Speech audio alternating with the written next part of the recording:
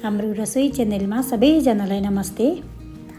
आज म लिएर आउँदैछु दही र भिन्डी।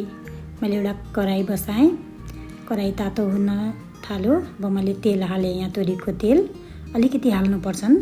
र भिन्डी यहाँ भिन्डी यसरी काटेको मैले ठुला भिन्डीलाई पिस बनाइदिएँ, साना भिन्डी सिङ्गै राखिदिएको छु यसरी काटेर। अब यो भिन्डीलाई हल्का फ्राई गरौँ, तेलमा हालेर यसरी फ्राई गरौँ। भिन्डी भुटेको, आलु र भिन्डी भुटेको त साह्रै राम्रो लाग्छ। आज हामी दही र भिन्डी खाइहेरौँ कस्तो हुँदो रहेछ।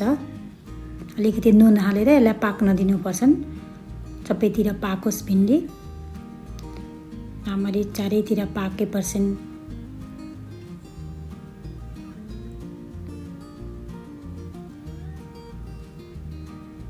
छोपिदिउँ यसलाई। निकालेर हेर्दै पाक्नुपर्छन्, सबैतिर भिन्डी चाहिँ चारैतिर पाक्नुपर्छन्।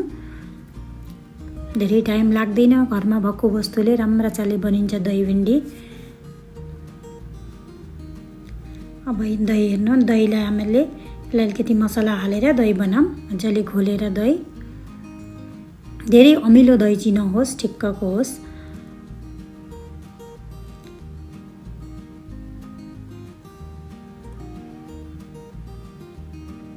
दहीलाई मजाले घोल्नु पर्दछ, त्यसको चोक्टा चोक्टा नरहोस्।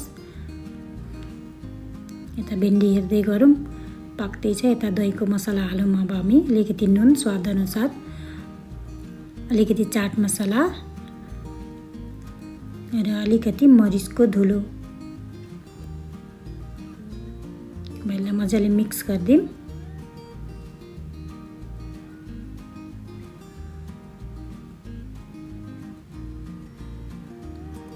दही मिक्स भइसक्यो, यता भिन्डी पनि पाकिसक्यो। यतिको पाकोस् भिन्डी, यो भित्रपट्टिबाट पाकिसकिरहेछ। अब यो भिन्डी निकालेर दहीमा हालिदिनु।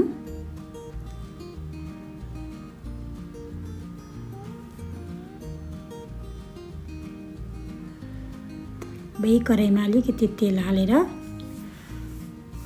अलिकति नरसिंहको पत्ता, हरिया खोर्सानी काटेर त्यसलाई भुटौँ।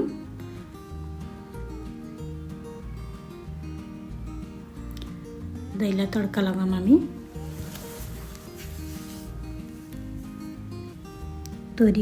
अलिकति तोरी हालेर यसलाई चलाएर भइसक्यो। अब दहीमा हालिदिउँ हामीले तड्का।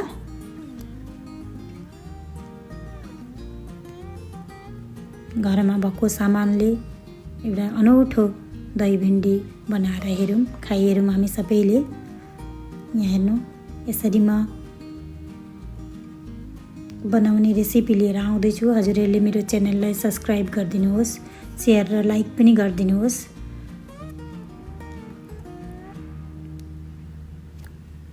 धन्यवाद।